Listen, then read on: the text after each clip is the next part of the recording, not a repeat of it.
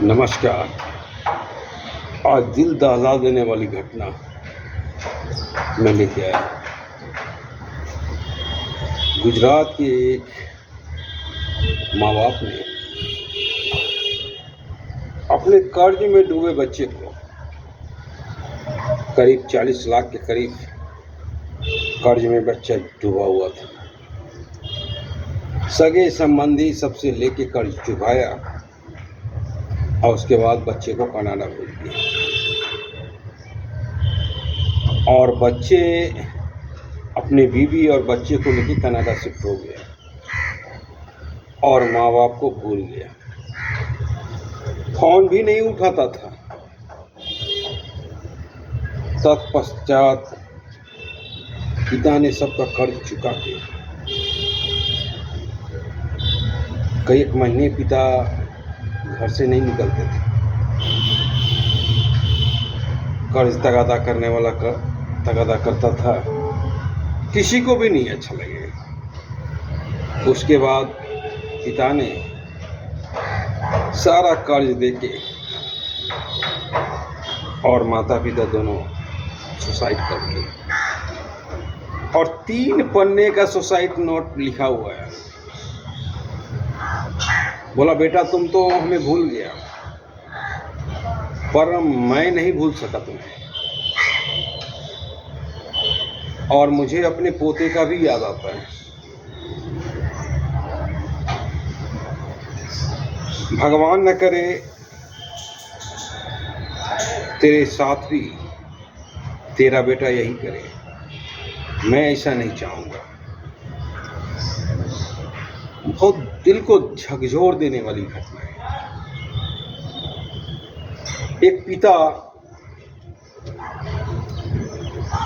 जब बेटा 40 लाख का कर्ज में डूबा हुआ था तो सगे संबंधी सबसे लेके कर्ज चुकाया और कनाडा भेज दिया बेटे को, ताकि बेटे को किसी तरह का दुख न हो। पर बेटे ने मुंह फेर लिया। आज किसी रिश्ते पे विश्वास नहीं किया जा सकता है। ये दुनिया की सच्चाई है। एक घटना ये नहीं हुई है। इससे पहले उत्तर प्रदेश में एक कर्नल माता पिता था और कर्नल के साथ भी यही हुआ। बेटा यूएसए में दोनों बेटा शिफ्ट कर गया और जब मां मरी तो एक बेटा आया।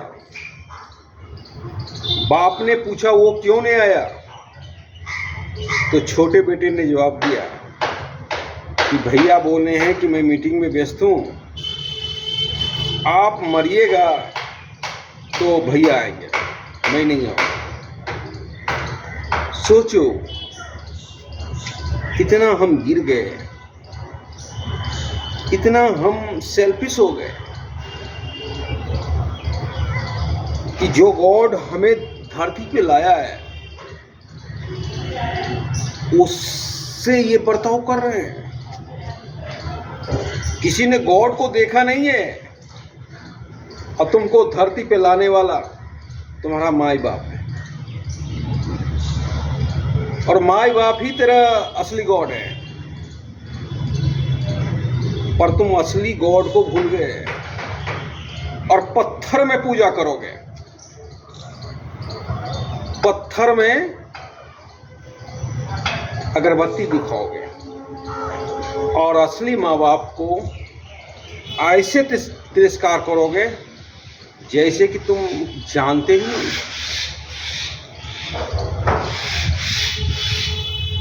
तो कर्नल ने अपना रिवॉल्वर था मार दिया। बोला हम समाज में ऐसे निकम्मे बेटे को पैदा किए जिससे हमें समाज में रहने का हक नहीं है। तो सोचो, दिल को झकझोर देने वाले ये दोनों काम है। पर इसका दोषी कौन है?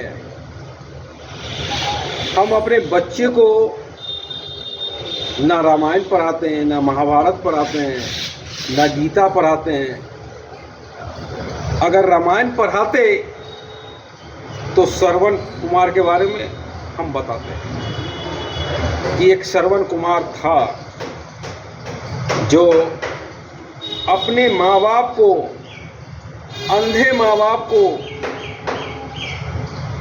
कंधे पे लेके पूरा तीर्थ धाम कराया था। अगर रामायण पढ़ाते तो प्रभु श्री राम के बारे में जरूर बताते कि एक पिता के आज्ञा के कारण उन्होंने 14 वर्ष का वनवास झेला और पिता के मरने के बाद भी इसलिए झेला क्योंकि पिता का आज्ञा का अवहेलना न हो। तो हम अपने बच्चे को जमीन से नहीं जोड़ते और तत्पश्चात ये होता है हम आज रोबोट तैयार करते हैं, मानव नहीं तैयार करते हैं। और जब रोबोट तैयार करेंगे तब इसी तरह का घटना होगा, क्योंकि रोबोट के दिमाग में जितना बात डाला जाता है चिप्स में, वही बात फॉलो करता है, क्योंकि उसको सोचने और समझने की शक्ति नहीं है। तो आजकल का दुनिया में यही बात डाला गया है कि बाप बड़ा न भैया, सबसे बड़ा रुपया, और इसीलिए उसने बाप की अवहेलना की। उसे मालूम था अगर बाप से बात करेंगे तो हो सकता है कि कर्ज का पैसा के बारे में भी चर्चा करें, क्योंकि सारा चीज तो लुट गया उन बुजुर्गों का। अब खाएंगे कहां से, तो चर्चा तो करेंगे ही। इसलिए उन्होंने बाप से ही मुंह फेर लिया। तो सोचो, ये जालिम दुनिया है, इसमें बाप बड़ा न भैया, सबसे बड़ा रुपया। और जब हम रोबोट तैयार करेंगे तो इसी तरह की घटना होगी। हमें अभी भी कोशिश करना चाहिए कि अपने बच्चों को जमीन से जोड़ें। हम रामायण के बारे में बतावें, हम महाभारत के बारे में बतावें, हम गीता के बारे में बतावें, हम अपनी देवी देवता के बारे में बतावें, ताकि वो जमीन से जुड़े रहें। अगर श्रवण कुमार के बारे में बच्चे से मालूम होता तो शायद ऐसा न करता। तो हमारा भी गलती है, हम सिर्फ मशीन तैयार करते हैं, हम मानवता के कल्याण के बारे में नहीं बताते हैं, हम कैसे जिए ये नहीं बताते हैं, हम सिर्फ ये बताते हैं कि कैसे पैसा कमाते हैं। तो जो सीखेगा वही करेगा, क्योंकि आज हम मानव तैयार नहीं कर रहे हैं, आज हम रोबोट तैयार कर रहे हैं। और रोबोट में सोचने और समझने की शक्ति नहीं होती है, इसलिए ऐसा हो रहा है। हमें नहीं लगता कि रोबोट मुखाग्नि भी देने आएगा, क्योंकि उसे तो सबसे ज्यादा प्यार पैसे से है, इसलिए नहीं आएगा। इसीलिए हम चाहेंगे कि आप लोग अपने बच्चों को जमीन से जोड़ें, महाभारत के बारे में बतावें, रामायण के बारे में बतावें, गीता के बारे में बतावें, ताकि हमारे बच्चे जमीन से जुड़े रहें और कदापि रोबोट ना बने। जय हिंद।